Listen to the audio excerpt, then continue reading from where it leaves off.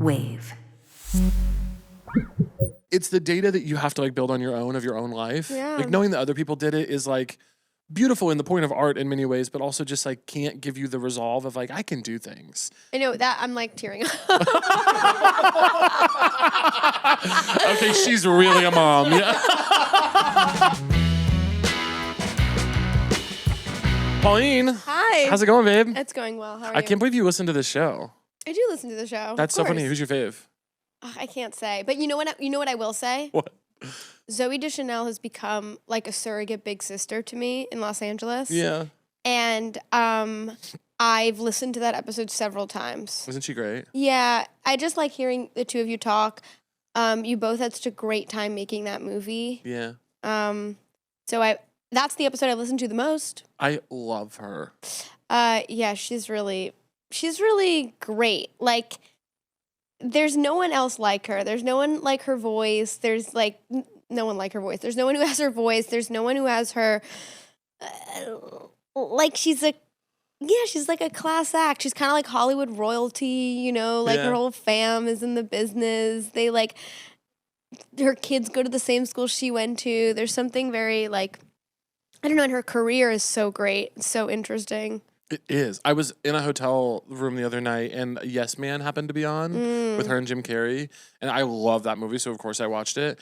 And god damn, she's just so like original and charming. Yeah. I just was like, who else could have? And it's like, yeah, it would have been a different movie had someone else played it. But who else could have done it like this? No one. I know. She's so great. Also, I love Jim Carrey. I know.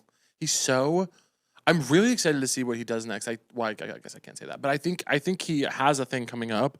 But I'm like, I can't wait for his old era. Like when he like in like 10, 15, 20 years, I hope he's just giving us weird shit. Yeah. Kind of like his Vimeo painting. Yes. What are they called? Videos. Yeah. I've watched those several times too. Yeah. Yeah. Are you a painter? I am the opposite of a painter. Yeah. Like a non-painter. I'm a non-painter. No, I really, if someone said like, I'm going to put a gun to your head unless you draw like a believable something, I'll die. Couldn't do it? Couldn't do it. And it's like, do you ever read The Little Prince? Mm-mm. Okay, at the beginning of The Little Prince, he talks about how he draws so hold on one second, sorry. Mm-hmm. Also, I'm a little sick, so I have my Kleenex here. Good. I hope you're not. Are you like you're a germaphobe a No. little? Okay, good. I don't think I'm contagious. I also, I don't know. Since COVID, people are weird about sick. Like when you have like a little cold, you're not supposed to do anything. But like since COVID, people are weird about sick. It's so true. Like if you have a little cold, like life continues. I truly. A guy that I'm like kind of seeing text me today. Oh. We're supposed to see him tonight. Oh. Very casual. Let's not worry about it. I'll tell you off camera. He's right here. Hey, come on, brother. But we were supposed to see each other tonight. And he was like, I'm a little sick. And I was like, normally I'd be like, whatever, come over, let's make out. But I'm being only a little weird about sick right now because I have to travel soon. But not towards you. Yeah, but also I understand like when it's like I'm sick and I'm going to stick my tongue down your throat. Yeah. It's a little like, oh. You and I probably won't make out today. Probably not. That's the good news. Never say never. We never know, but We like most never likely know. scenario. But sorry, just to finish on my Little Prince thought. At the beginning of The Little Prince, he talks about how he goes over and shows the adults a picture of a boa constrictor that ate an elephant. I think that's what I'm right. And basically the adults keep going like, why did you draw a hat? What a nice hat. And the little boy is like, no, like adults can't see that it's not a hat. It's a boa constrictor that ate. And so it like looks like a hat. Yeah. But it's, And that's your drawings? Anyway, that's where I'm at with time. Oh, that's so funny, dude. Same. I wish I could be a painter so bad. Sorry, this is kind of rude to have my shoes on You can your put your shoes couch. up there. You do whatever you I'll want take over my there. shoes off. I'll get comfy. Hey, come on. Yeah. Okay. I wish I could be a painter. I guess I could learn. I've thought about taking a class or something. Yeah, I don't think I could even do that. I have a really good friend who's an amazing painter. Yeah. And I solicit her help sometimes. Like I wrote a letter once, and at the end I wanted to have a really cute drawing of a dog, and I said to her like, could you just draw me a cute dog? And I put it at the bottom of the letter. I didn't say I drew it. But My handwriting is so bad. Oh God, mine too. I try to do handwritten letters for special things, and I just every time I have to write like 6 versions because my handwriting is so bad. Oh yeah, my handwriting's so bad, but I just write one version. Yeah, you're doing it anyway? Yeah. You're brave. Oh, 100%. It's like if doctors can do it, why can't we Why do it? can't we? I wrote every single person who worked on Trash Mountain, I wrote a handwritten thank you letter to. I think it was like 157. And I gotta say, by the end, what those people got was barely nice. Like, it was just like truly like, it was truly like, thank you for your work on the film. Couldn't love you more. Appreciate everything you did. But it looks like just like madness and scribbles. I'm like, they certainly opened it and threw it away. They were like, thanks, dude. You could have just called. It is so not special. But I want to get better handwriting. I used to have pretty good penmanship when I was a kid, except I remember I have a really vivid memory of when we were learning cursive. Our teacher, I was kind of like Amelia Bedelia a little bit. Our teacher was like, you connect every letter in cursive. Yeah. And I was like, got it. So I connected every letter without spaces between the words. Like I connected, like if I was writing person of interest, like I connected the N of person to the O of, the F to the I. Like I just wrote, and that was my, and she was like, why are you doing that? And I was like, because we connect the letters in cursive. Like I was like annoyed with her. I was like, listen to your own rules. Yeah. And then she explained to me that words have to have spaces. I went to a middle school where so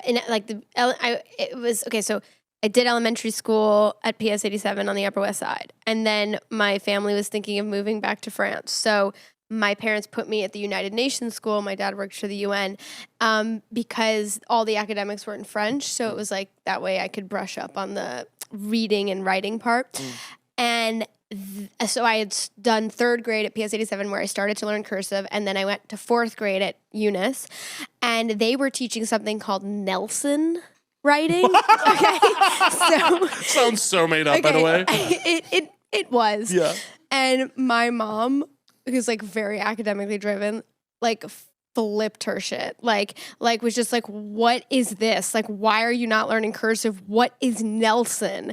And here I was like learning a whole different like way of writing. So I actually like never really learned cursive. I learned a mishmash of like 1 year of 3rd grade cursive and then 4th grade was Nelson. What is Nelson?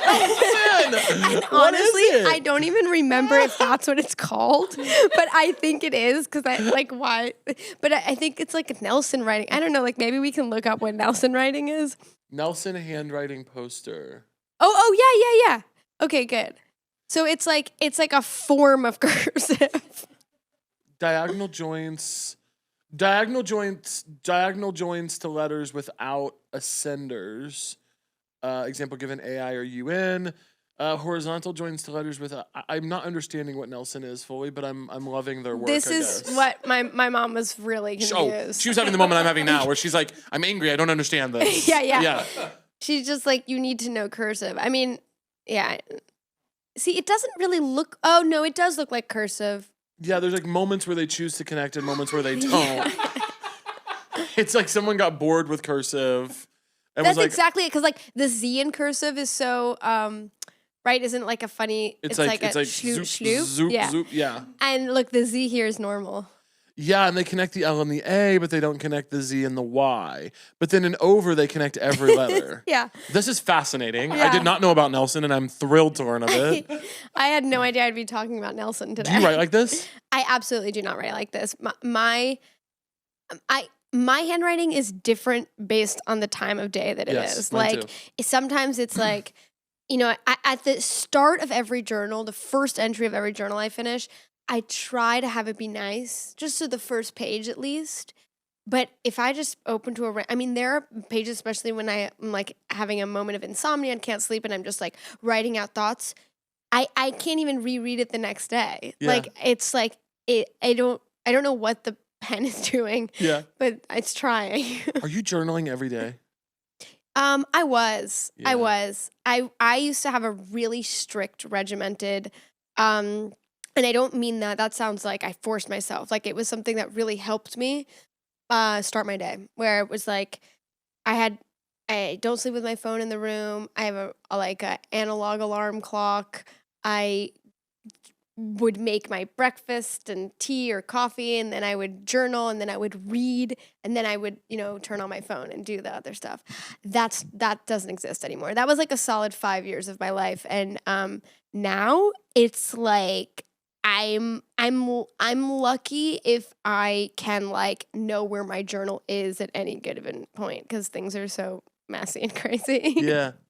I can't journal. I can't have a routine. There's like something wrong with I live my entire life. Do you know the closest I ever got to describing how I live my life is, do you know when you have a newborn and people are like, eat when you get the chance, sleep when you can, like this is survival mode? That's how I live my entire life. And I have no baby. Like I literally am like, fuck, if I have an hour now, I should really get sleep. And it's like, you are 31 years old. You are fine. Like there's just something, or I'm like. The urgency. There's just something about, I get it. I can't get myself to get up at a regular time. I'm like, well, I'm really, those extra 2 or 3 hours of sleep, I'll need them if I want to do something that night. And it's like, or you could take a nap or you could just go do it. Like, I don't know. There's something about the way I'm living my life on survival mode.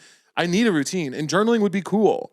I don't journal. Yeah, I don't know. It is great. I my dad instilled it in me, and so I've journaled since like 4th grade, and I have every journal since then. But it used to be a nighttime activity. Yeah. So like before going to sleep, I would get out thoughts of the day and stuff. But it wasn't every day. Yeah. I think it was like when I had a lot of thoughts, I would write them out. Now it's like I'm lucky if like I happen to have 20 minutes and I, like I said, know where the journal is, then it's like, okay, just get some flow, try to write anything. But a lot of the times it's like, like April 6th, today I woke up and I had, and then like something called me and like that was it. And it's like, oh, what did you have? Did you have a dream? Did you like, what was it? Yeah. But yeah. Damn, to have, that's the thing though, is I want to have like a log of my thoughts and feelings, but now I almost feel like I have this feeling sometimes where I'm like, God, I miss so many big moments. Like I wish I had journals from when I was like 23. But we also now have our like phones that have like that date everything and, notes app. And you know what the issue with the phone is?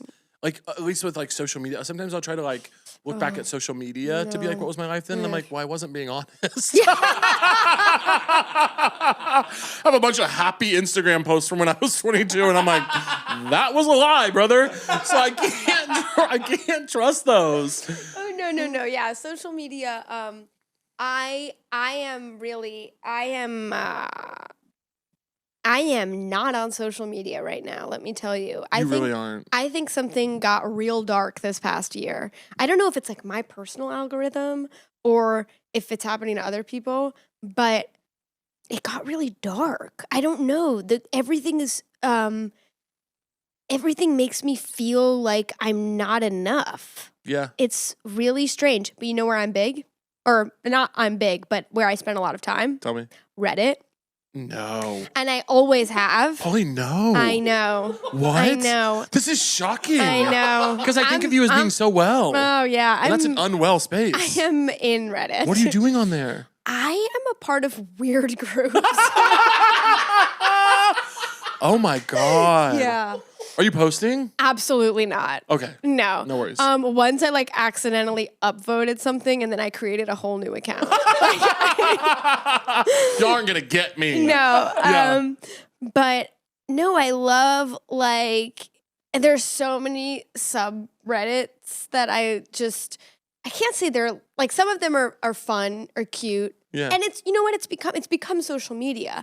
Like Reddit used to be this kind of like space on the web that you had to like be willing to navigate to spend time on. Yeah. Now as an app, it's literally social media. Like you can be scrolling. I'll like scrolling on Reddit. Yeah. So it's like I'm not really on Instagram, but I'll be scrolling on Reddit, and it's like it's the Convince same yourself thing. it's better though, right? I do that with Substack. I'll be scrolling on Substack and I'm like, this is so enlightening. Yeah.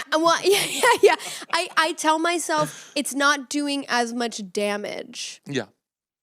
I kind of think that's true though. It's harm reduction to be on Reddit. Sure. For you, I'm loving it. Okay. Mostly words, right? Or is it a lot of pictures now? It has a lot of pictures. It has it. videos. I tried to help you so yeah, bad. no. It's adjacent to it's social media Totally adjacent. comparable. Yeah. Oh, that's so funny. I can't do Reddit. It's the darkest. Oh my God. But you know what's fun on Reddit? Tell me now. All the airline subreddits. Oh my God. So I love those. I mean, people get so upset. Also, it's like the way people come after wholesomeness, like someone who like wrote being like, I had the worst flight ever. It was like a United flight, like worst flight ever with a nonstop crying toddler or something. And someone replied being like, think of the parents, like it would be harder for them it was harder for them than for you. And the way people came after this person, like they don't want anything like good. You brought a smile to a knife fight. Nah. These people are not interested, baby. That good vibes are not going to get you anywhere in here. This is a viper pit. That is so funny. I know, it's crazy. It makes you feel crazy. Sometimes you'll see someone being so sweet online, and I fear to. When I was on TikTok, there would be times that I would get served a video of someone just so sweet and wholesome and lovely, doing anything at all, and I would be so scared to check the comments because invariably you would check the comments and it would be some of the meanest, sometimes funny stuff you can imagine. And when it's funny, that's the worst because then you're like, oh damn, that was really good. Yeah. Folks, as Miranda Priestley once said, famously, it's not turquoise, it's not lapis, don't know if I pronounced that right, it's actually cerulean. And it's not just the color of a piece that matters, it's also the quality.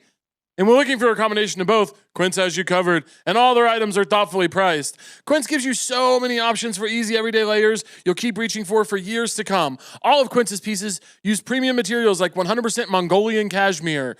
I know that's what it's called, but it obviously didn't feel great to say that. European linen, organic cotton, and ultra soft denim.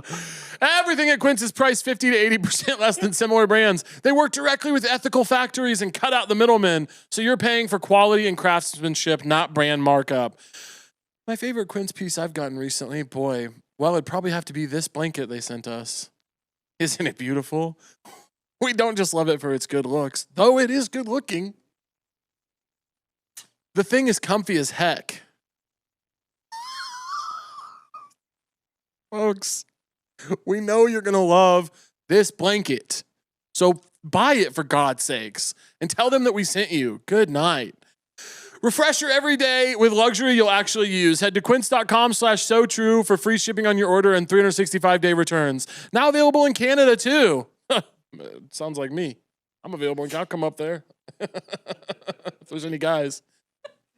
That's quince.com/so-true for free shipping and 365-day returns. Quince.com/so-true. This episode is brought to you by, you guessed it, Booking.com. Booking.com offers, a wide variety of hotels and vacation rentals across the U.S. So you can find exactly what you're booking for. Duh. There's something for everyone, even those who are impossible to please. Whether you're booking for yourself, your partner, your picky teens, your leave it in, I'm human, your sleep light, rise early mom, or your high maintenance group chat, you can find exactly what you're booking for.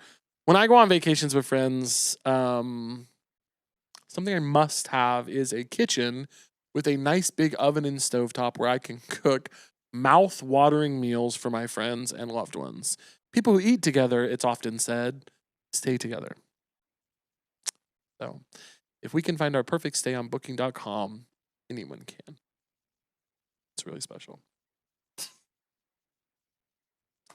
I'm just gonna get a little emotional. That's really beautiful. So find exactly what you're booking for. Booking.com. Yeah. Book today on the site or, frankly, in the app. Are you reading? Do you read books at all? I do read books. Yeah, you're a reader. I knew that. I think I am a reader. Less with the toddler. It's harder to make time to read. You were saying earlier the newborn. They say sleep, like your whole life, the urgency. I didn't feel that until my baby became a toddler. Yeah. I felt the babyhood was pretty easy. I mean, like every day was something new, but I was just like, you're coming along for the ride. Now I'm like, you're coming along for the ride. And there's a little bit of like, wait, what? Yeah. What ride? Yeah. Where are we going? What are we doing? But so the reading becomes, a lot of like Shel Silverstein. Yeah. Which I love. You love Shel Silverstein. Yeah.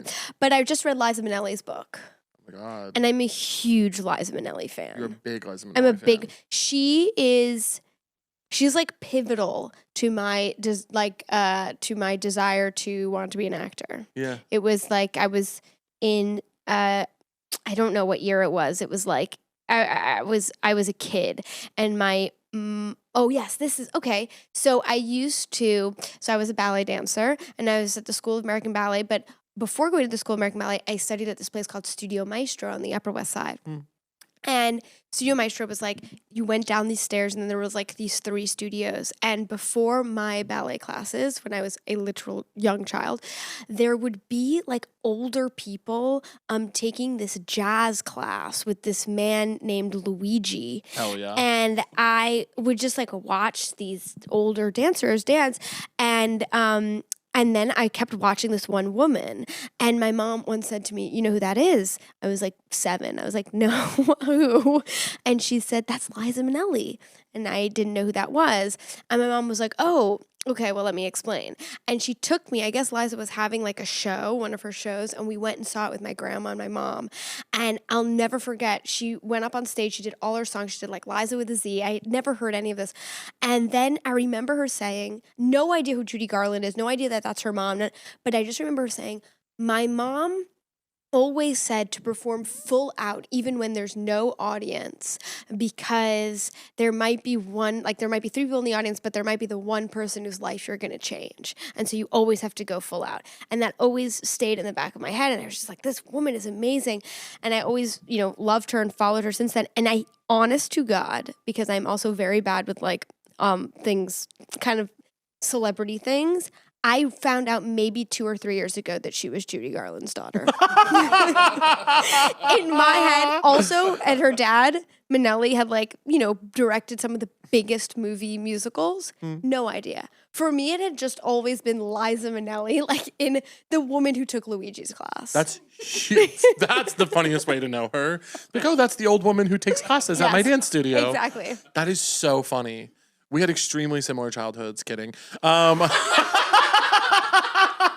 Just hearing you say that, I'm like, that's so chic for your mom to be like, do you know who Liza Minnelli is? You go, no, I'm 7. And she goes, let's fix that. And to like be able to go to a show is like, that's the kind of shit that when I was 7 and I was starting to learn that kids had lives like that, I started to be like, oh my God, I wish I was a New York kid. Or like when I moved to New York for the first time in college and I saw like 10-year-olds riding the train alone with like a violin, I was like, you're so cool.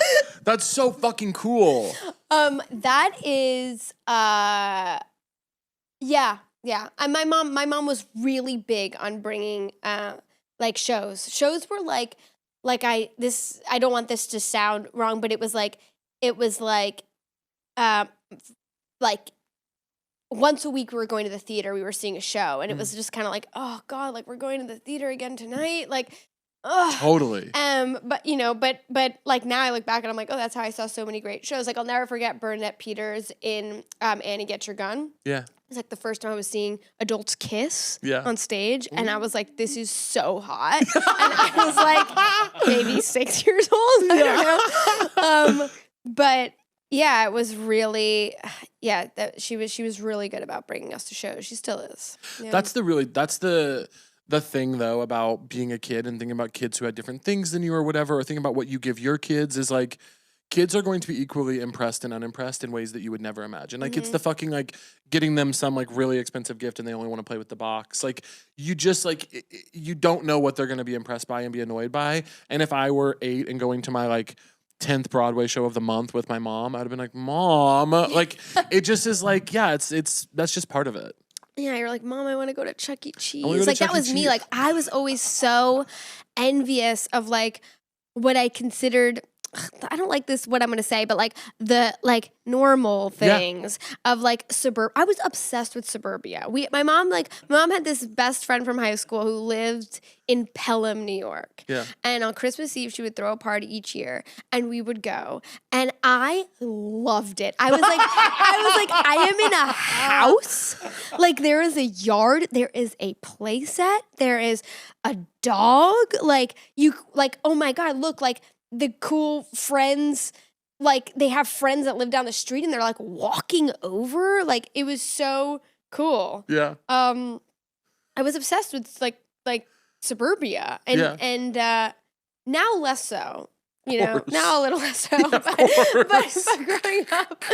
growing up, I was really into that. I think that's the preferable. Like, I think it's so funny sometimes when people are like you being like, I don't know if I like that I'm saying this. I'm like, no, it's the preferable thing to be fascinated by other people's lives as opposed to being like, well, my life is better than everyone's. Yeah, it's like, yeah. No, it's the preferable thing to be fascinated by Pelham. I think that is actually the best way to be in the world, is like curious about other people's stuff. It is hilarious to be like, I wish I lived in the walkable neighborhood of Pelham, New York.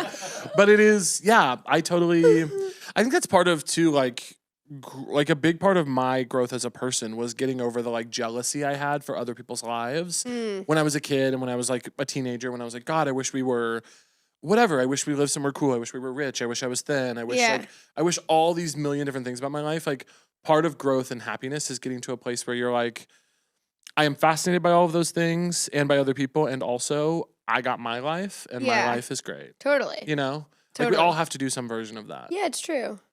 I have a question for you. Go ahead. Do people tell you that you like? I'm so nervous. Do people tell you that they feel like they've known you a long time when they haven't? Yeah. Yeah, you really like we're like here talking and we've hung out a few times. Yeah, a couple times. I feel like we've known each other a really long time, and I feel like that's such a quality that you have. Pauline. Because that's like a character trait of like really cool, someone really cool. Thanks, It's dude. like, but also like kind and warm, and yeah, I just feel like I've known you a long time. You would not believe the way the inside of my body feels right now. Squirming. The inside of my body right now is like a million little minions running around being like, find a joke! Get us out of this! Go! The boss is in trouble! That is so sweet and nice, and... I know, sometimes I wish I was less sincere. Like, sometimes I wish I was a little more like, oh, like, be like cool. Sometimes I feel so uncool. You think? Like, yeah. Oh, I think you're so cool. I don't think so. I mean, thank you, but I don't think so. I think that like I wish I could be like, oh, funny joke. I can't do that. That is so funny, dude. I was the other day I was like doing press for Devil Wears Prada, which you're in. Oh. Shout out. What? And I was doing some press for it with Simone and Helen, and they're both so good at it. I really love them both. I'm obsessed with both of them, and they're both so good at this, and they're like poised and professional. And like I can talk all day, but I'm also pro lying. Like I think like lying in press is so funny. I love to lie. I love to make up a story. I love to be ridiculous. And there were a couple of times that I stepped out of the bounds and like really took a big swing on like lying or like doing some stupid bit. And I just felt a little like, I was like, oh man, I hope I'm not making this bad for them. But I just want to like be having fun all the time. I totally get it. But wait, can you please elaborate? Like, what do you mean? Like, do you lie from one press thing to another? So like, then it's like you said one thing, but you said the other. Totally, yeah. And that's like that when you were like the thing going on in my body, like it's like make a Set it off joke. for you. It's not make a joke. It's like save the situation. Oh, yeah. How do you save the? Because I love it. So it's not okay. lying about like. It's not lying about anything material. Like, for example, when I say lie or like do a bit, you know, like for example, there was a really earnest question that an interviewer asked about Anna Wintour. They're like, how nerve-wracking was it to be around Anna Wintour? And they both answered really elegantly and beautifully. They've both like been around her and they had beautiful, wonderful, earnest answers. And then I said, I don't really like her because we went to high school together and we were on the tennis team and we had big drama and she knows what it was, but I'm not going to say what it was. But basically all that to say, I don't really fuck with Anna Wintour. And like, I don't know what compelled me to say that, but it's obviously not true, but it's like, I just get a little bit bored sometimes and I have to lie. But honestly, like, I totally understand when you look at like the way people get fried doing press tours. Yeah. Like, it's amazing that people don't kind of go off the rails more often. Yeah. Because, you know, you can, if you're doing like one or two things, that's great. But if you're doing like a lot of press, it can kind of drive you insane. And I'm going off the rails. And I like that about myself. It's I not think it's something I would great. change, but I am always a little bit like, oh, I hope I'm not making anyone uncomfortable.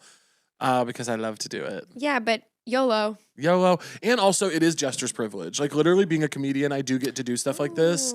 I like Jester's privilege. Jester's privilege is a little like, people let me get away with it a little bit more. They're like, oh, God, Caleb's a stand-up, you know? Yeah, so I yeah. get to play with the bounds a little bit more. Oh, my God. Have you ever seen that clip of Joan Rivers guest hosting a late night show? Maybe it was the Tonight Show. I is there only one? Well, or it's no? her and Betty White, the one I'm thinking of. Okay. Yeah, I think I saw this. It's so iconic. Yeah. I've been thinking about it a lot. I'm trying to get late night to let me be fun. I went on Seth Meyers and he let me be fun, but next time I want to be even more fun. I want to wear like a costume and do a character. But I also, by the way, I'm just going to say, I might not ask them to do that. So if I don't do it, it's not that Seth's team said no, okay? But it's so fucking fun because Betty White comes out and Joan is like hosting the show, you know? Yeah. And they just have this back and forth where they're being so mean and playful and ridiculous. And Betty's like, well, I'd love to say you have on a nice dress tonight. And Joan's like, thank you. And Betty goes, but I can't. And they're like going back and forth a mile a minute. And then eventually Betty White is like, all right, let's straighten up and fly right. And they do the interview proper. But like, I just want to like, yeah, I want to be a part of that. I want to like entertain. I want to be like really, I want to make this stuff silly again. I totally get it. I forget, like, I maybe read several things about this, but one thing was like a piece on like late night and how like podcasts actually are now the version, like that late night isn't really subversive anymore. It's not really taking any risks. Is that the right word? Use of the word subversive? Totally. Yeah. And that like, there was an biography, or is it an autobiography or biography on Arsenio Hall and kind of the risks that he took as one of those late night shows. And when you look at some of those clips and the questions that were being asked and the risks that people were taking back in those days, that's why people were staying up late. Like that's why it made it late night. It was like, you were like, oh my God, we're going to see something that's like not allowed. Yeah. Whereas like now you kind of know what to expect from the monologues, and I love it. I still watch it.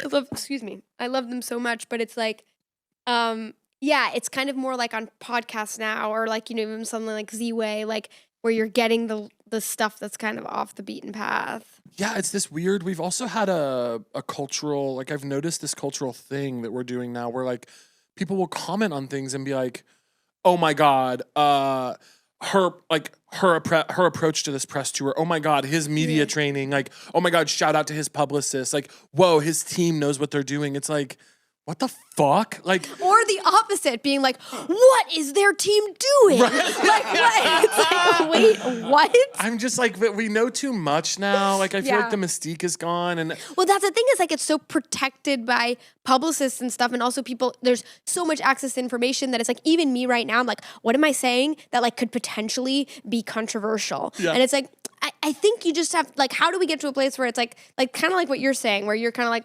like, fuck it. Like, you know, it's like, can we all get Jester's pass? Let's get Jester's pass for everybody. It's like, yeah, you just have to weather it. Like, I think there's two approaches, it feels like right now in the culture. And I don't begrudge anybody their approach. I understand all the reasons. You have a business, you have people to take care of. But like, there's the one approach, which is like, clean it up, tighten it up, stay on message, look pretty, do the thing. Like, don't fucking veer and just stay out of trouble at all costs. And that is a totally understandable approach. I get it.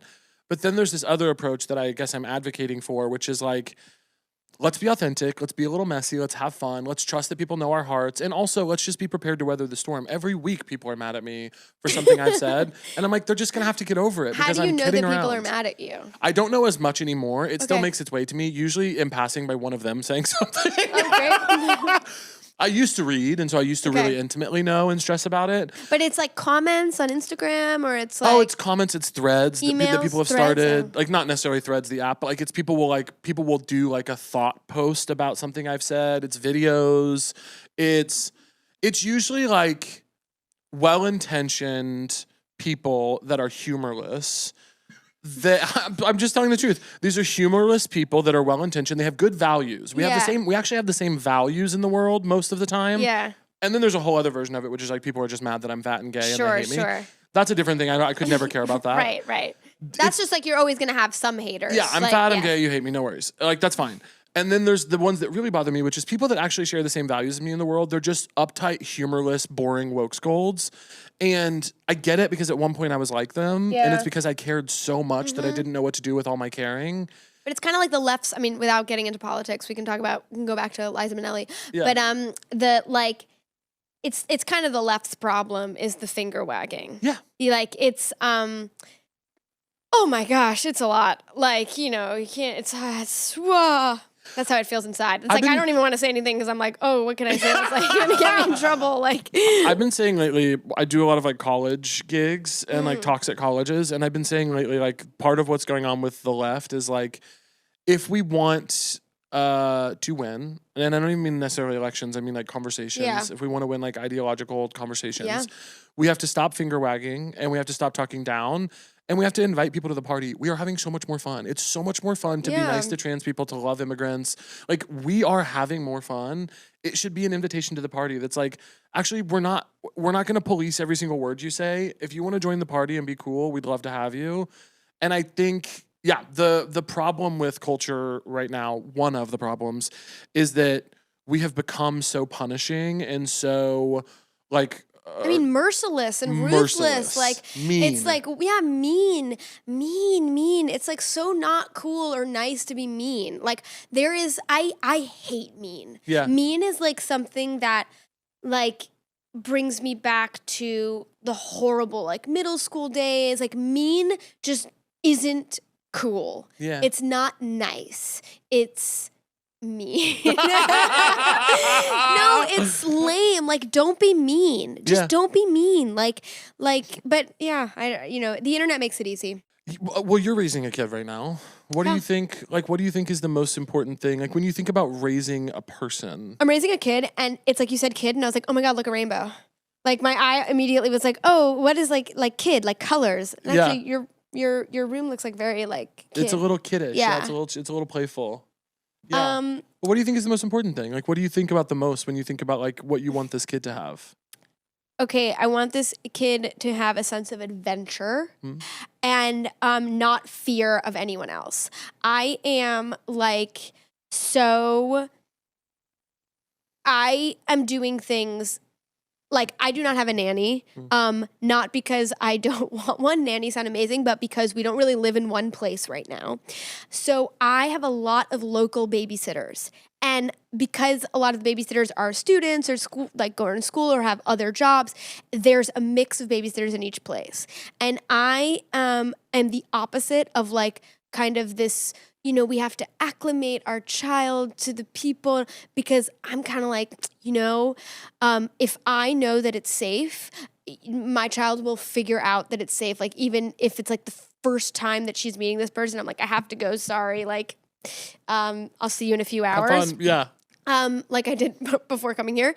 I want like not to be afraid of other people. That's like my one of the biggest things, because I think having an open mind and a sense of adventure and a sense of like, that's how you make the world your oyster.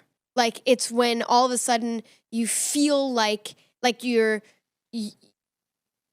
have access to all these different opportunities through all the different kind of people that you know, if that makes sense. That's like one of the big things right now is like just as many people, anybody, you're like 16 years old and you're like, I just started babysitting. It's like, why don't you spend a few hours like babysitting? I'll go to the movies, which I barely have time to do anymore. Yeah. But like, that's like kind of one of the big things. It's just, a sense of adventure. Like, I don't really, like I'll let her ride the escalator. Like, in my head, I'm like, are their parents going to be watching this being like, oh my God, she's so irresponsible. Like, this is horrible. But like, I let her ride the escalator. She's a year and a half. I let her ride the escalator alone. And people will be like, and I'm like, oh no, it's fine. Like, I'm watching her. And yes, she's fallen while getting off the escalator. she's okay. Like, I'm very hands off. In a way that surprises even myself, but I kind of I find myself surprised by me. Yeah, but yeah, I don't know. I just feel that I don't know. It's kind of cool. Also, I felt really validated because Jennifer Lawrence once gave an interview pretty recently about like playing with her young child and how she like puts an AirPod in and listens to a podcast or something. And I was like, oh my God, great. Oh, yeah. I was like, I thought I invented that, but I'm so glad to see that other people I'm are doing actually not it alone. too. Yeah, yeah. But yeah. So I don't know what your question was, but You nailed it. okay, great. Yeah, it was about what's most important. I think all the time about the kids in my life and like the things I want to give them and the presents I want to be in their life. Mostly I'm like, because I'm not any of their parent, I'm just like, my big thing is like, I just want you to feel like you can talk to me and like talk to me about anything. And like, I'm a safe person that like, yeah, I'm here if you need to talk about things that you don't want to talk to mom and dad or mom and mom or whatever about, or like whatever the situation is. But the number one thing I would like to give these kids that you just can't give them is like, just like data, like resilience of like, you will come up against really hard things. Life will be really, really hard and it will suck. And the first couple times that happens to you when life gets really hard, you will feel like everything is crashing down. It'll feel like the universe is collapsing in on you. And it'll be about something like not getting in the play or on the team or whatever. And then you'll get through it. And then the next time something similar to that happens, you'll have this data and this like backlog of like, that happened and I got through it. And all I needed to do was like give it time and this, that, and the other.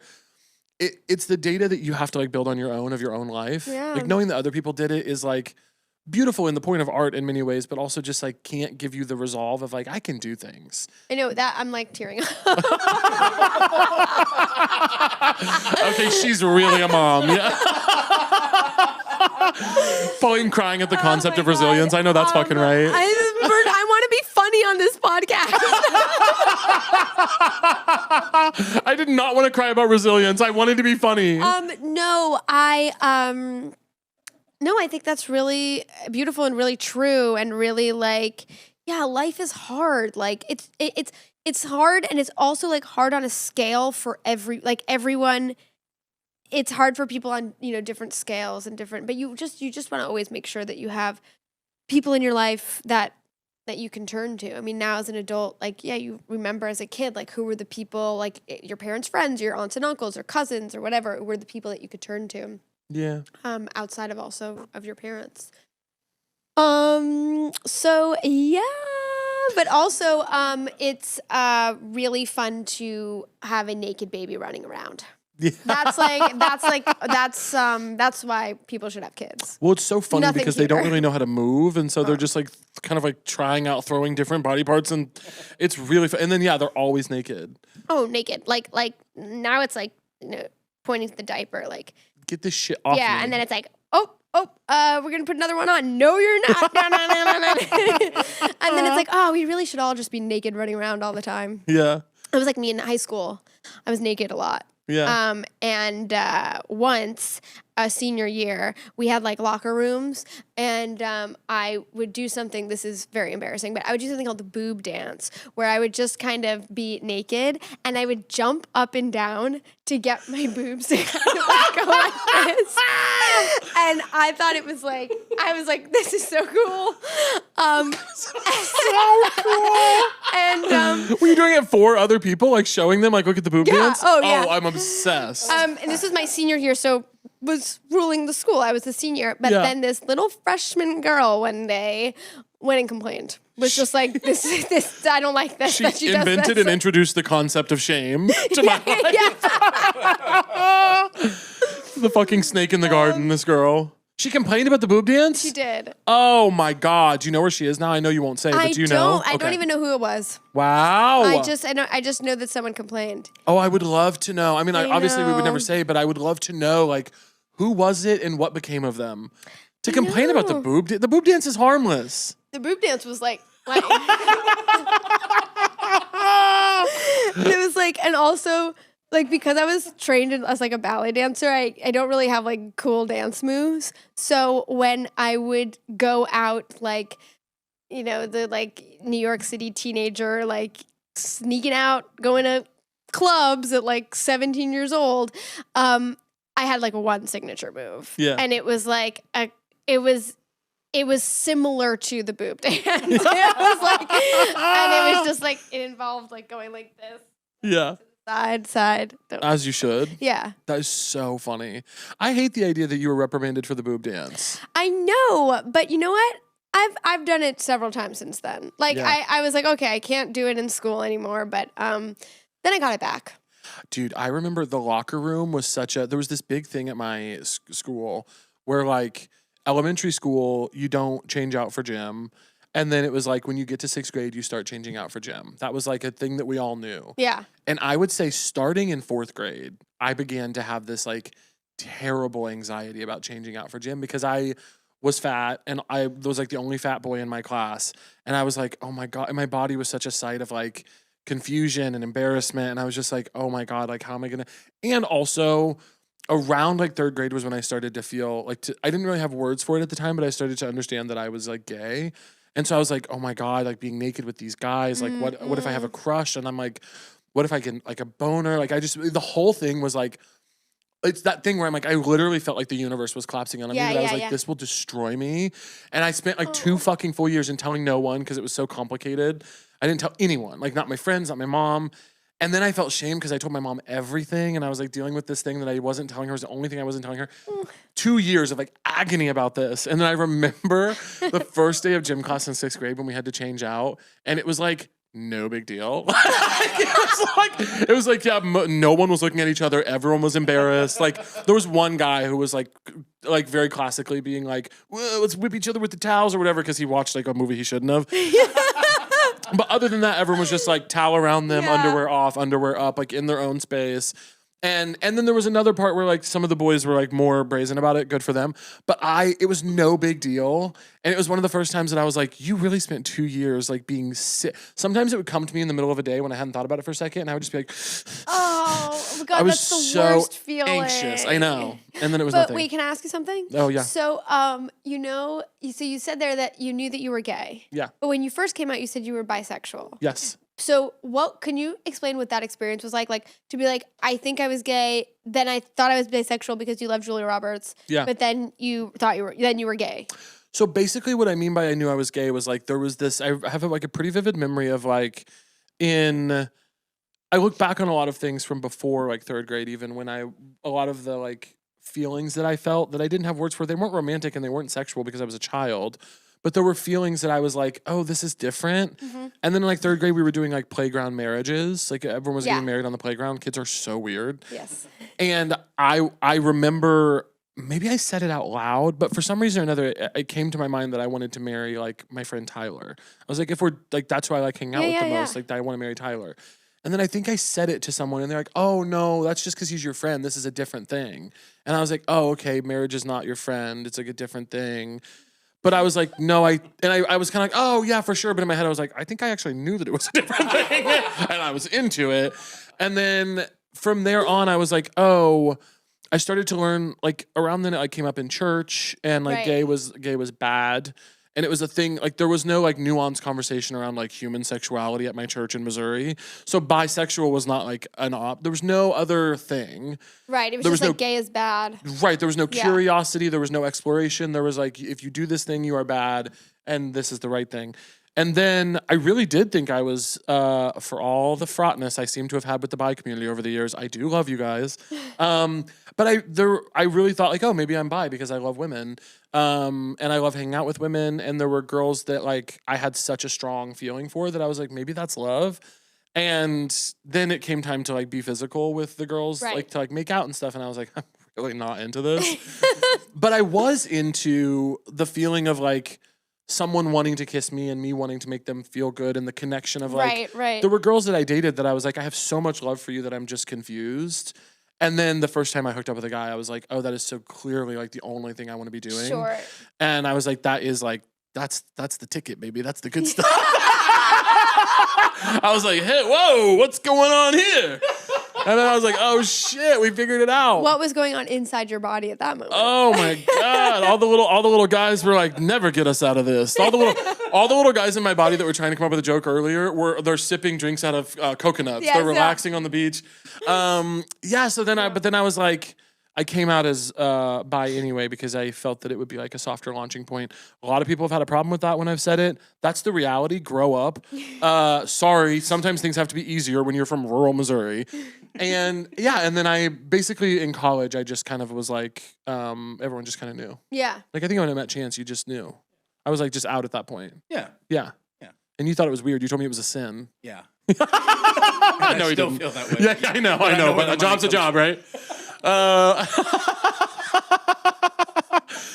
But yeah, that was the journey. But yeah, I think it was so confusing, and it would have been so much less confusing had we just had. My mom's household was not a conservative, intense place to grow up. My mom had gay friends. My mom was very open. It was all the outside shit.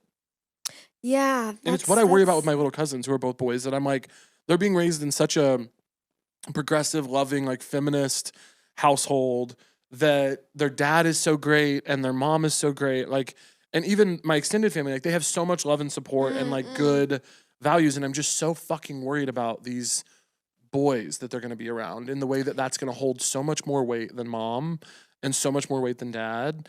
And I actually just read The Will to Change by Bell Hooks. Have you read it? No, I haven't. It's phenomenal. And I've been thinking a lot about this because it really is when patriarchy starts to like hurt boys, real first sight where it really takes hold, even if you're raised in a feminist household, is with the boys you're friends with. Yeah. And it's so intense. Yeah. I worry about it. I know. We need to just give all boys little strollers to push around. Little strollers to push around. And I think I will say my mom, we've talked a lot in my adulthood about like I said, she was never like repressive or conservative in any way, but she definitely, I think, had some like insecurities about being a single mother and what it meant to raise a man as a single mother. Yeah. And so sex wasn't really talked about a lot. And like some open conversations about sex, I think would have been really healthy and like productive. Yeah, that's a good one. I had a board game to learn about sex. Did you? Yeah, and it was not sex, I mean, I'll never forget the story of the book. It was a book and a board game. Yeah. And it was like how you make a baby. Yeah. Okay, so that was like the sex that I was taught. And it was a book, and I'll never forget this. In the book, they start out with a couple that was like going to work in the morning. I might be getting some of this wrong, but the main stuff is right. They were like going to work in the morning and they were really looking forward to seeing each other at night. And then they saw each other at night, but then they got into a big fight and they didn't want to talk to each other. And then like one of the pictures is like the man like making food, and then it's like the woman like doing something else, and they're like not talking. But then like one of them apologizes to the other and they start to like be like, okay. And then they like start hugging, and the hugging leads to kissing. Like, I'll never forget there was like a fight before the sex. And then they start making out, and one thing leads to another, and they go to the bedroom, and then it was like you learned like the penis going into the vagina. I don't know if it showed that, but it showed the two people in bed, and then it like explained the sperm's journey, of course, to like, the egg and all that. And I remember my mom, I was like homesick from school one day, and my mom like presented the board game to me, and that's how I learned about it, was like through the board game. Yeah. And then we had friends over a few days later, and I said, Mom, I want to play the board game with whoever the girl was that was over. And my mom said to the friends, it was like, oh, it's like a board game about like conception or whatever, sex and how you have a baby. And the parents are like, ooh, I don't think so. I don't think we want our kid playing with your weird daughter's sex board game thing. And I was like, oh, that's so weird. Why can't?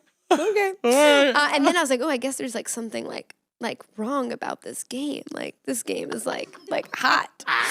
That is so funny. There was no other conversation. It was in game. It was just a game. I need to find that game. I need to know about that game. I need to know what that game is too. Maybe you can try and look it up. It was called the Nelson game. It was from Eunice. No, it was like sex. It was like sex marks the spot, sex on the cards, sex educate me. It was about how to make a baby for kids. You do some research, Chance, and let us know what you find. I want to know so bad. I mean, yeah, it's so fucking. I also have like obviously total grace because it's like, who wants to fucking talk about sex with kids? I know it's so fucking awkward. So I'm like, I don't know. I guess what I would have had you do. I don't have a kid. I don't know how I would approach it. But it is weird. Don't you think it's just that you don't ever hide it? Right. Like sex is sex. Yeah. So it's like at one point, like the question of like how did I come to be? You could say, well, like two people loved each other very much, and like when you love someone, you can express it, and when you express it, you can express it in different ways, and there's a way in which you can express it, in which you can have a baby, you know, like variants of something like that, and then like little by little, you know, and you tailor it to your particular family. So it's like... Yes, but I think you're totally right, and that is a healthy way to do it. The thing that gets me tripped up is like Holmes has a really funny story about this, my friend Holmes, but like just when the kids start getting, when their body is changing, yes, and when the things are happening that like, you know, they are like, a lot of times girls will be masturbating and not know it yet. Yes. Like they don't know why they're doing that. Yes. Or like boys are getting erections all the time. Those are the moments when I'm like, okay, I do not, there's no part of me that wants you to feel ashamed. Also, you can't be jerking off in front of company. But like, can't you call that private time? Yeah. Just be like, oh, that's totally fine. Like, go do private time. Yeah, I'm pulling this out of my butt but right don't now. you get like, scared? Then it'll be like shame. Like, go do that away. Don't let anyone know that you do that. Oh. I get scared. I'm like, I just want you to feel, it's such a fucking tight wire. And the thing is, you're going to mess up no matter what. It's just going to be weird. But I'm like, how do you make sure it's like confident, secure? Okay, what if it's like this? Yeah, what if it's that like nudity is never wrong? Yeah. So like you have guests over and like your kid is like naked or whatever, you know, because you get to a certain age where like you don't really want to be naked, but like let's think about like when you're like young and you're kind of like, oh, I'm just wearing like underwear on my head, and that's fine. But then when it like comes to, I don't know, like masturbation or anything else, like it's kind of like, oh, like that's totally fine. But that part of being naked, it's good to do that alone. Yeah. Oh, it's good. You know what? Good to do that alone is nice. Maybe that's something a nice like touch. that. You're going to be okay at this I don't know. We'll see. You're gonna when this comes back around, in a few years. you should give your kids the board game. You should give your kid the board game. I need to find the board. Have you found the board game? I mean, in this There's you know, too Cards much. Against Humanity hellscape we live in, every sex board game is there's too many results. Okay, well, I'll have to figure it out, and I'll have to follow up about it. Figure it out and let us know, because we'd love to stock it on our merch site. You do a collab? Well, this is a parenting podcast more than anything. Oh God, no! Yeah. Not this episode. I'm talking about So True in general. Oh, So True in general. This podcast first and foremost was started to help parents raise their children, and I think we've done an incredible job. This is the closest I think I came. Does that ring a bell? No, it's not that. It you know what? There's going to be one other thing. This might speak to some of the women who are listening to this podcast, but there was that puberty book that every single girl was given. I don't remember what it was called. That puberty book had character, like drawings in it, and I think it was the same artist. Could be completely wrong. I remember the day in like 5th grade when they told us that they're like, all right, boys are gonna go to one room and girls to another. We're gonna talk about boy and girl stuff. Oh. I was pissed because I was like, where are you taking my girls? I was like, bring back my girls. I was so livid. I was like, no, you can't take my girls.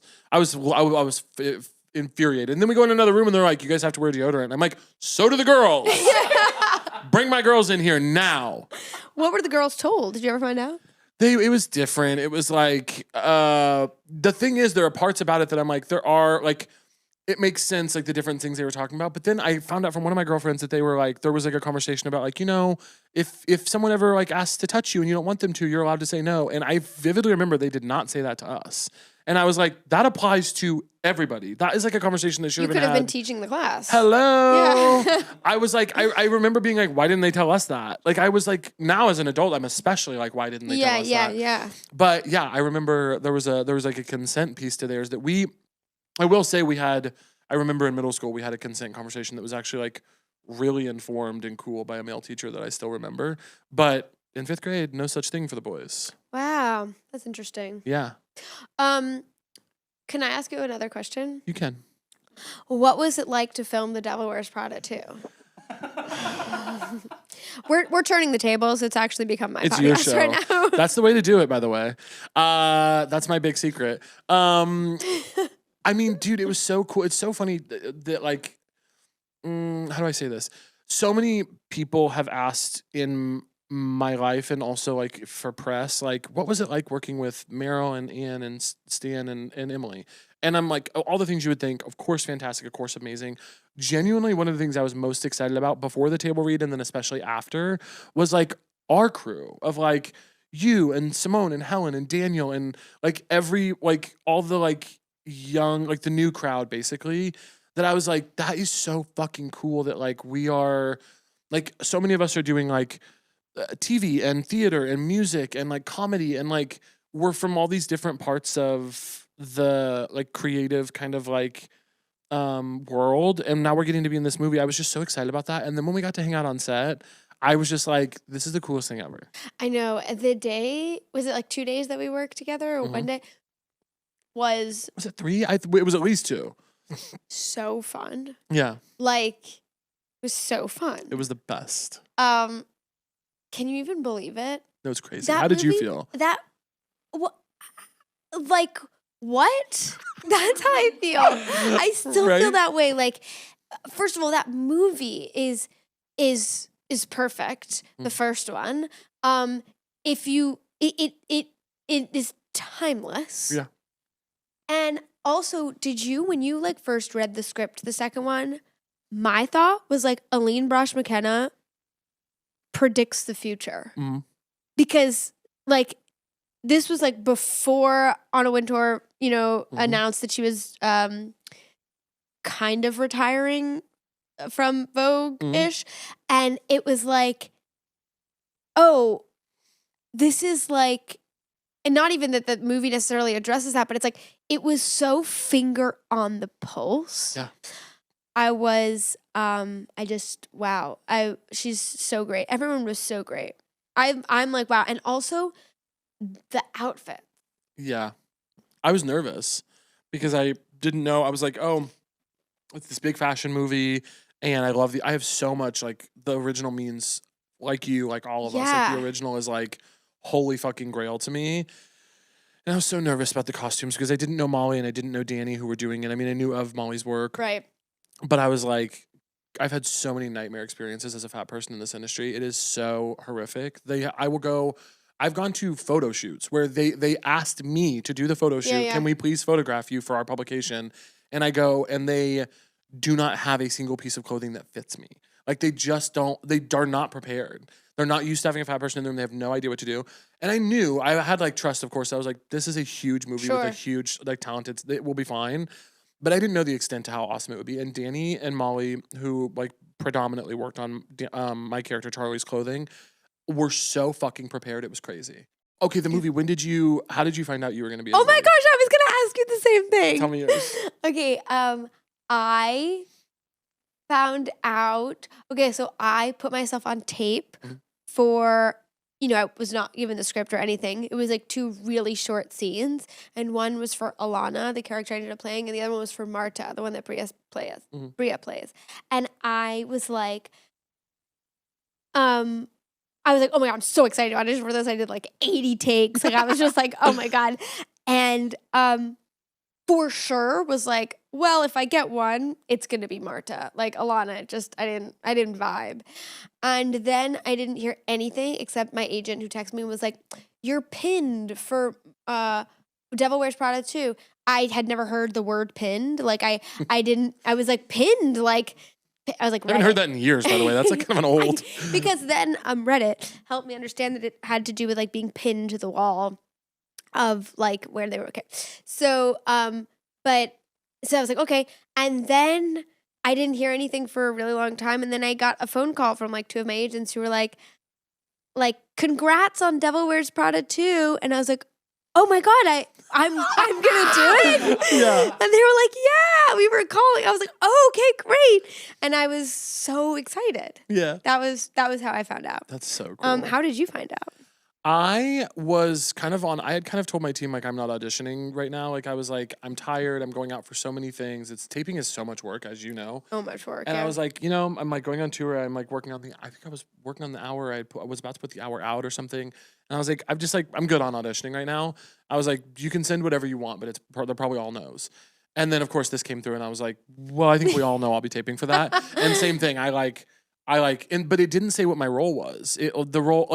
It said like assistant to character I had never heard of. Yeah. And I was like, why would there be a character I've never heard of that has an assistant with this many lines? And I was like, I think that's a fake out, but whatever. And I was like, I don't care regardless. It was an interesting character. I liked the character. And that's why I was like, I taped and then sent it off and really did forget about it because I was like, I really genuinely was like, I am not getting this role and that's okay. I want to audition anyway. Yeah. And not because I didn't think I'd be great at it, but because I was just like, I can think of like the 5 gay guys who get a role like this, and will be very happy for them when they do. Sure. And then I was at lunch with my friend Sydney Washington, who's been on the show, who's very funny. We were getting lunch in Brooklyn. It was raining, and my team has not asked me this, but they've intimated that I need to. They're like. Basically, they asked me a number of times when we got really good news if I was excited and happy because I am very like logistically like business minded. Right. I hear something and I'm like, I will be excited, so excited internally and happy and grateful. And later on, when I'm alone with the thought, like a day later, I'll cry and be so happy and excited and have all the emotions. But in the moment, I'm like, what is the rate? What is the shooting location? Where are we going? Where does it fit into the calendar? Like, will they put me up? Like, what? I just start thinking. And so oftentimes when I get big career defining news, my reaction will be like, okay, sounds good. Email me the information and I'll get back to you guys. Like, I'm just very like that. What? But they had given me their reactions already in the past to things where I had kind of not given them enough because they work so hard. They want you to be excited. Of course. And I am, and they know that. But anyway, they told me there was a big call with a bunch of them. They're like, hey, hope you're still free in whatever, September or whatever, like, because you'll be filming The Devil Wears Prada 2 as Charlie.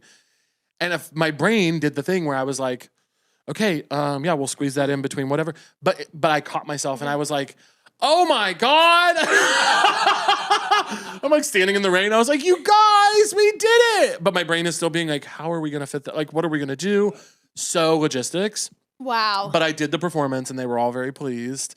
And I was that happy. But then I went back into lunch with Sydney and she was like, what was that? And I was like, I think I'm going to be in The Devil Wears Prada 2. Oh my God. It was a dream come. It's like crazy. You can't even. Also, I will say, I have had so many friends, especially in comedic roles, book something huge and then get like completely cut out. Yeah. No mention, no sight. Yeah. And so there is always this thing in the back of my head that I'm like, even when I've showed up on set, even when I've done the job, I try to keep it real, contained, and humble because things change and it has most of the time nothing to do with you. 100%. It's like, I think you even said on one of your episodes, I forget who the guest was, but you were saying when you got cast in Fargo and your mom like posted on Facebook and it's like, no, you have to take that down. Like, I feel the exact same way. Like, it's not until it's out, like I can't, it's not real yet. Like, it'll be real on May 1st. It'll be real on May 1st, exactly. When it's in theaters, go see it. It'll be very real then. Yeah, it's you just don't want to like jinx it, or also you just you're in so little control of what it is in the end. But that's amazing that your brain, you kind of like act like your own manager where you're like, okay, like we have to get into the logistics to make sure that it's not the logistics that are going to prevent me from doing it. Like we have to really just know what's going on. Yeah, and I'm sure on some level, like it's like, I think part of it's just that I came up so DIY and like doing everything myself that I'm getting much better. But I still struggle internally with like handing things off and giving things over. And don't worry, I'm working on it, y'all. They're all probably right now like, no, you don't.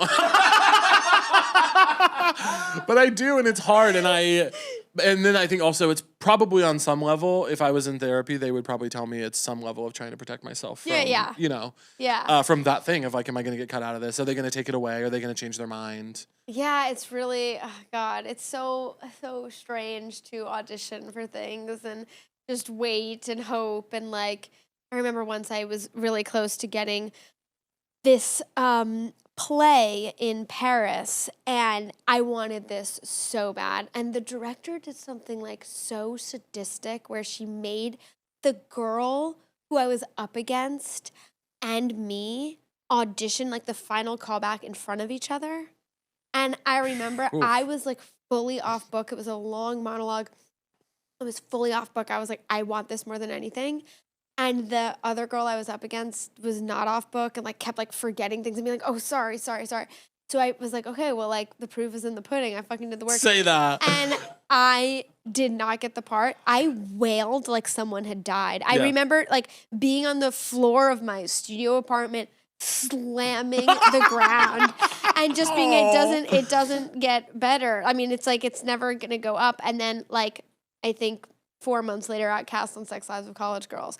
But see, very different than your reaction. When I was told I got cast on Sex Lives of College Girls, I said, shut the fuck up. And then the next day I called my agent manager at the time back and I said, I'm really sorry. Like that was so inappropriate for me to say. And they were like, no, we totally get it. But I felt so guilty. Like still I'm like, oh my God, you said like, shut the fuck up. That's like so rude. But it was like, that was my reaction. That is so funny. There was a role like 2 years into me acting that I had been up for so many things. I had gotten none of them. I mean, I'd done like Fargo and stuff. Like I had done my original things, but then there was this real period of like, the only thing going was internet stuff. And I was so like, I don't want to be doing internet stuff. It just doesn't fill me up. Like I just don't know what to do. And I got really close. I got like third callback chemistry test with Andrew Rannells. And I loved the show and I knew many of the writers and I knew like the producers. And I was like, I'm going to get this. Like something's finally going to go. And then I didn't get, and the guy who got it is so great. I forget his name, but he was wonderful in it.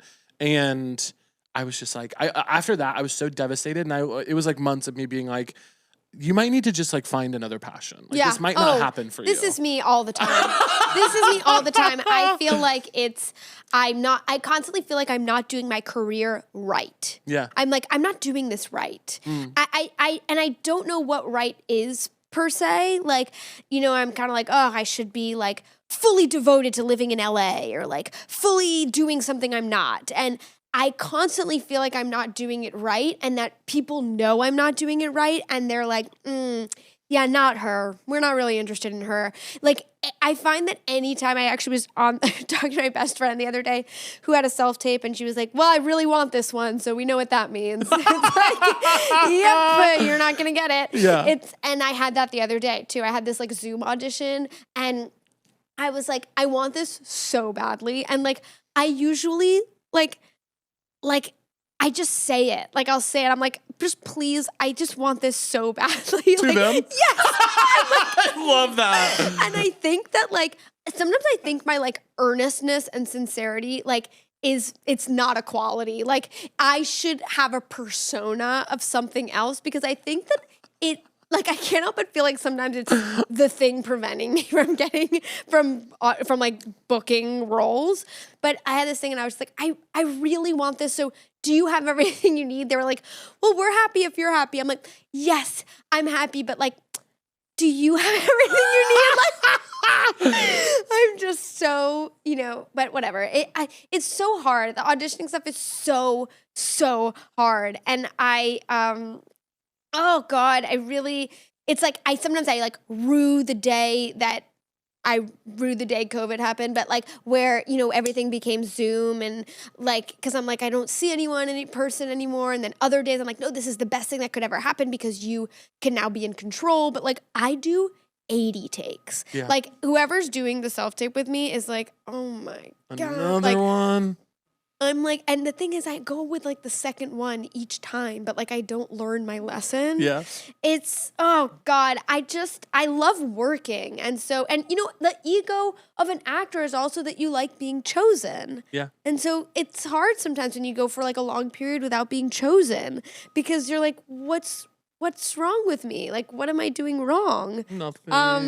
and I that's just, love like, your earnestness what and it- sincerity, by the way. Okay. I think thanks. they're beautiful traits. I think you should never lose them. And I have something really unfortunate to tell you, which is I think I've booked like most of my jobs by 100% negging them.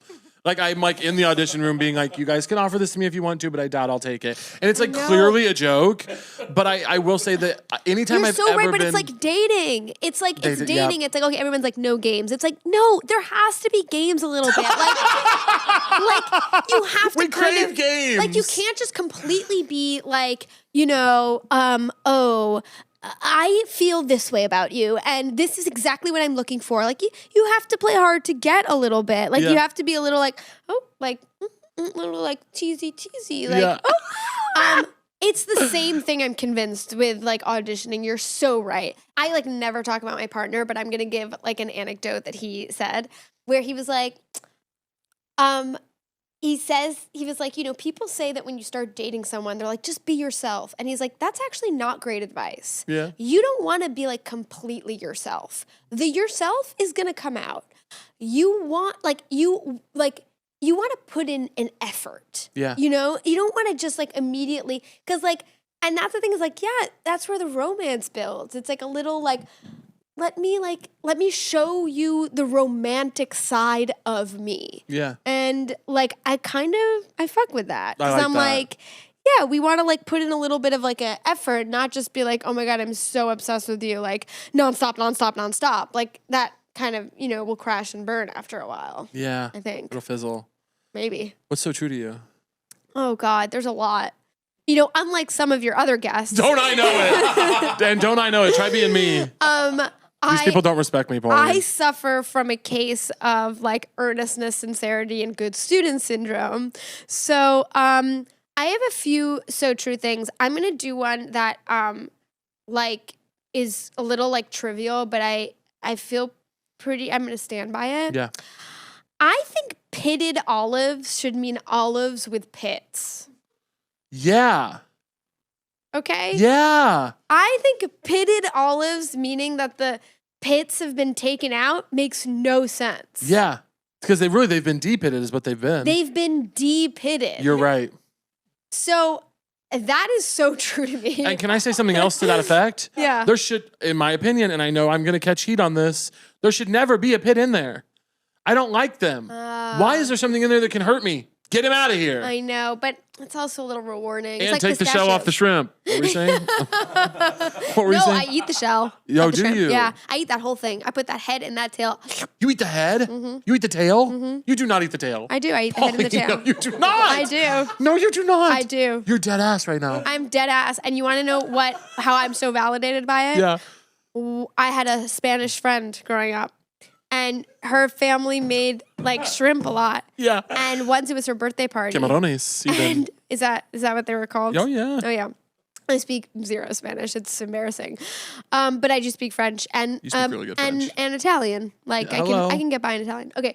But they made shrimp for her birthday, and I was seated at the table. Again, a case of earnestness and sincerity and wanting to be the best student. I like made sure I was like the best, like most proper child at the table. Yeah. And there were kids like being like, oh my God, why are we not having pizza? Like, what is the shrimp, whatever. And I saw the dad like just eat the shrimp whole. And so I started doing it. And this girl's mom came over to me and was like, oh my God, like you're a really good eater.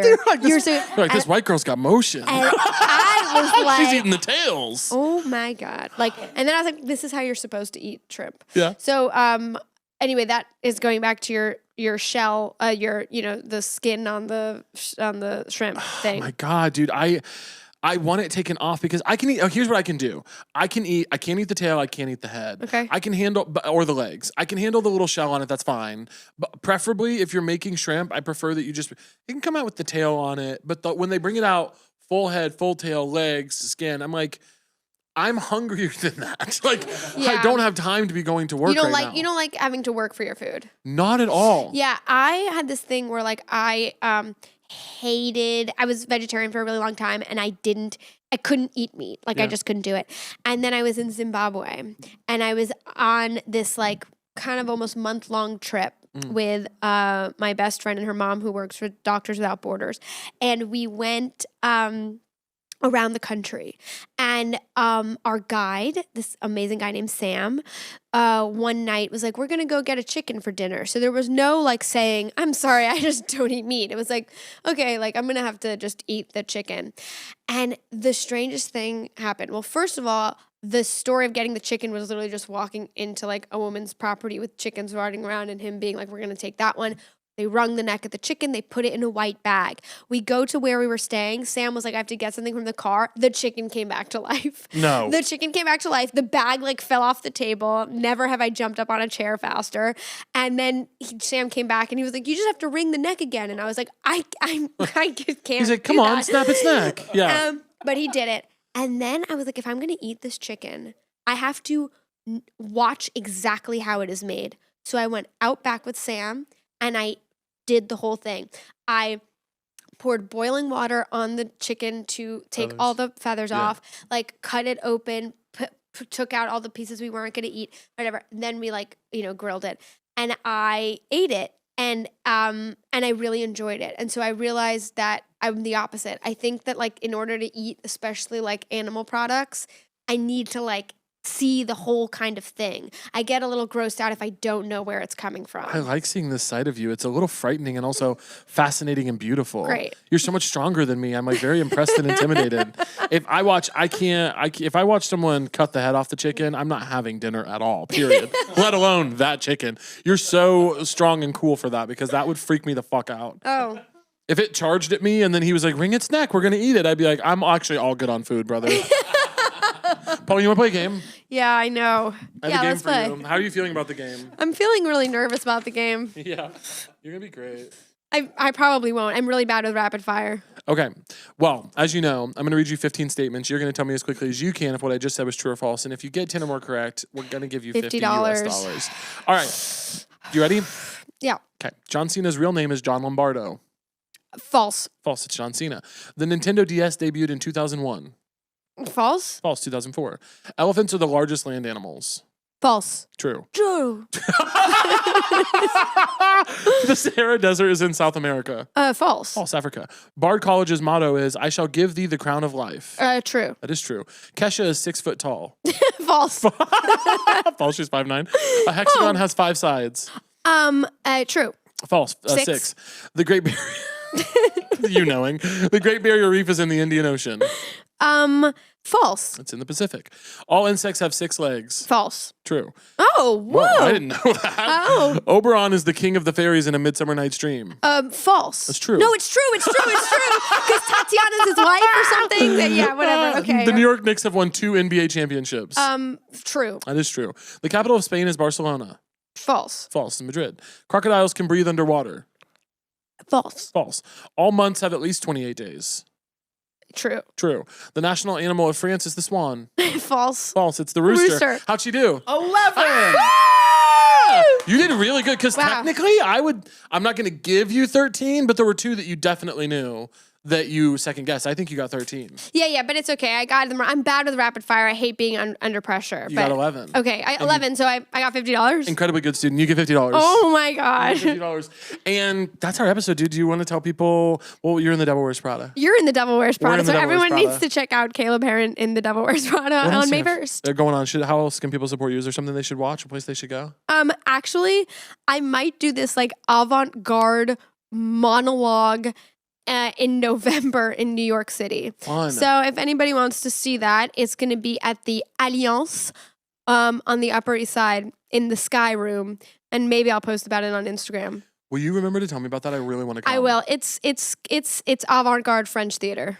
I can't wait. Okay. I just great. recently watched a woman in Europe scream for an hour straight while drinking a glass of milk. Oh, I'm down for the weird. what was this? I'll tell you about it off camera Okay, because great. I want to tell you the full details.